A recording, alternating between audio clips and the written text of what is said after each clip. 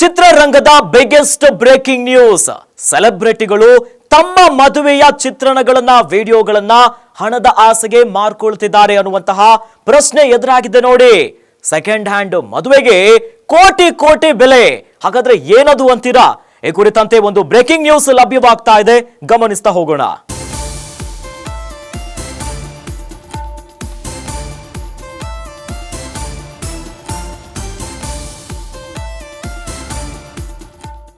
Second hand ಮದುವೆ 50 ಕೋಟಿಗೆ sale. ಇದು ಚಿತ್ರರಂಗದ ಬಿಗ್ಗೆಸ್ಟ್ ಬ್ರೇಕಿಂಗ್ ನ್ಯೂಸ್. ಸೆಲೆಬ್ರಿಟಿಗಳು ತಮ್ಮ ಮದುವೆಯ ವಿಡಿಯೋಗಳನ್ನ ಮಾರ್ಕೊಳ್ತಿದ್ದಾರೆ. ಹಣದ ಹಿಂದೆ ಬಿದ್ರ ಒಂದಿಷ್ಟು ಸೆಲೆಬ್ರಿಟೀಸ್ ಅನ್ನುವಂತ ಪ್ರಶ್ನೆ ಎದುರಾಗ್ತಿದೆ.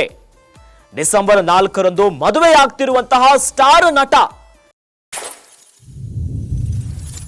ತನ್ನ ಮದುವೆ ವಿಡಿಯೋನ ಬರೋಬ್ಬರಿ 50 ಕೋಟಿಗೆ ಮಾರಾಟವನ್ನ ಮಾಡ್ತಿದ್ದಾರೆ.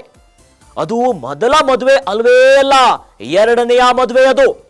ಎಷ್ಟಕ್ಕೂ ಹಣಕ್ಕಾಗಿ ಖಾಸಗಿ ಲೈಫ್ ಅನ್ನ ಮಾರಾಟ ಮಾಡಿದ ನಟನ್ ಯಾರು? ಟಾಲಿವುಡ್ ನ ಸೂಪರ್ ಸ್ಟಾರ್ ಮಗ ನಾಗ ಚೈತನ್ಯ. ಸಮಂತಾ ಅವರ ಜೊತೆ ವಿಚ್ಛೇದನ ಆಗತ್ತೆ.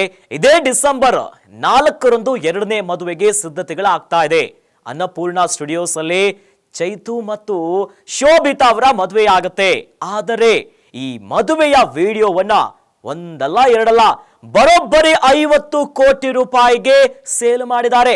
ನೆಟ್ಫ್ಲಿಕ್ಸ್ಗೆ ತಮ್ಮ ಮದುವೆಯ ವಿಡಿಯೋ ಏನಿದೆಯಲ್ಲ ಚಿತ್ರೀಕರಣ ಆಗತ್ತೆ, ಇದನ್ನ ಸೇಲ್ ಮಾಡಿಬಿಟ್ಟಿದ್ದಾರೆ. ಈ ಮೂಲಕವಾಗಿ ನಟನಿಗೆ ಅವರ ಫ್ಯಾಮಿಲಿಗೆನೆ ಸೋಷಿಯಲ್ ಮೀಡಿಯಾದಲ್ಲಿ ನೆಟ್ಟಿಗರು ಫುಲ್ ಚೀಮಾರಿ ಹಾಕ್ತಿದ್ದಾರೆ. ಏನು ಕಂಪ್ಲೀಟ್ ಕ್ಲಾಸ್ ಅನ್ನ ತೆಗೆದುಕೊಂತಿದ್ದಾರೆ.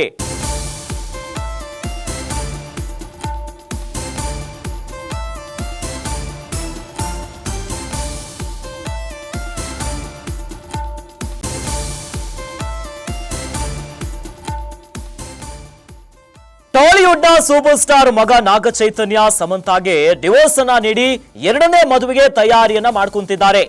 ಶೋಭಿತಾ ಧೂಳಿಪಾಲ್ ಕೈಯನ್ನ ಹಿಡಿತಾ ಇರುವಂತಹ ನಾಗ ಚೈತನ್ಯ ಕಿಂಗ್ ನಾಗಾರ್ಜುನ ಹಿರಿಯ ಮಗ ನಾಗ ಚೈತನ್ಯ. ಎರಡನೇ ಮದುವೆ ಅನ್ನಪೂರ್ಣ ಸ್ಟುಡಿಯೋದಲ್ಲಿ ನಡೆಯುತ್ತೆ. ಇನ್ನು ಚೈತು ಶೋಭಿತಾ ಕಲ್ಯಾಣ ಡಿಸೆಂಬರ್ 4ರಂದು ಅದ್ದೂರಿಯಾಗಿ ಆಗುತ್ತೆ. ಈ ಮದುವೆಯ ವಿಡಿಯೋಗೆ 50 ಕೋಟಿಗೆ ಮಾರಾಟ ಆಗ್ತಿದೆ. ನೆಟ್ಫ್ಲಿಕ್ಸ್ಗೆ ಮಾರಾಟವನ್ನ ಮಾಡಿರುವಂತಹ ನಟ ನಾಗ ಚೈತನ್ಯ.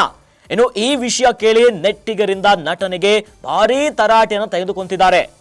ಸೋಷಿಯಲ್ ಮೀಡಿಯಾದಲ್ಲಿ ವ್ಯಾಪಕ ವಿರೋಧ ವ್ಯಕ್ತವಾಗ್ತಿದೆ. ಇಡೀ ನಾಗಾರ್ಜುನ ಕುಟುಂಬಕ್ಕೆ ಜನ ಈಗ ಚೀಮಾರಿ ಹಾಕ್ತಿದ್ದಾರೆ.